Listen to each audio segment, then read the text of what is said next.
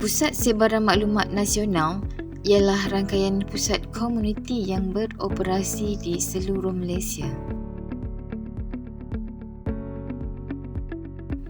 Nadi Taman Mutiara 1 merupakan pusat sebaran maklumat yang memperkasa kemahiran digital, menyokong pembangunan komuniti serta menyediakan pelbagai perkhidmatan kepada komuniti setempat. Waktu operasi Nadi adalah pada setiap hari, termasuk hujung minggu dari jam 9 pagi hingga 6 petang. Nadi menyediakan pelbagai perkhidmatan asas yang memudahkan urusan harian komuniti.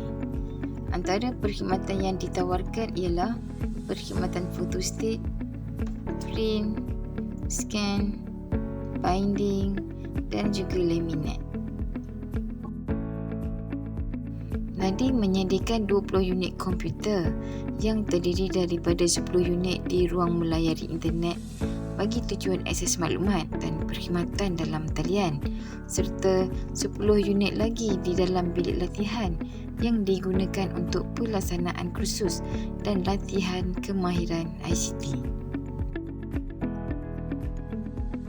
Nadi juga menawarkan perkhidmatan tambahan seperti self-collect dan drop-off parcel SPX sekaligus memudahkan urusan penghantaran dan penerimaan bagi komuniti setempat. Kemudahan ini memberi faedah kepada ahli nadi dan komuniti berhampiran sekaligus memperkasa usahawan tempatan melalui penyediaan perkhidmatan e-dagang yang efisien. Inisiatif ini turut mengukuhkan peranan Nadi sebagai pusat perkhidmatan digital dan drop-off point SPX. Melalui 5 perkhidmatan pintar yang diperkenalkan, komuniti telah berjaya memanfaatkan kemudahan Nadi untuk mengembangkan perniagaan kecil, belajar kemahiran baru dan meningkatkan kesejahteraan diri. Nadi menawarkan 5 perkhidmatan pintar yang merangkumi pembelajaran sepanjang hayat, keusahawanan, kesejahteraan kendiri, kesedaran dan inisiatif kerajaan, menjadikannya pusat utama untuk penyebaran maklumat dan pembangunan komuniti.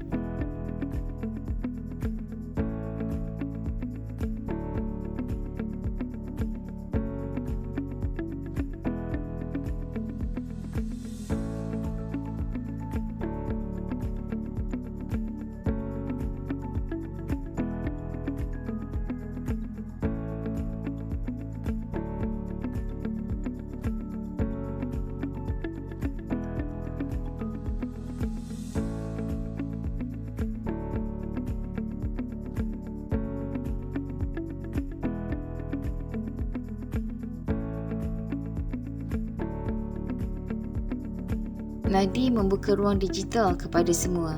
Sertailah hari ini dan jadilah sebahagian daripada komuniti digital Malaysia.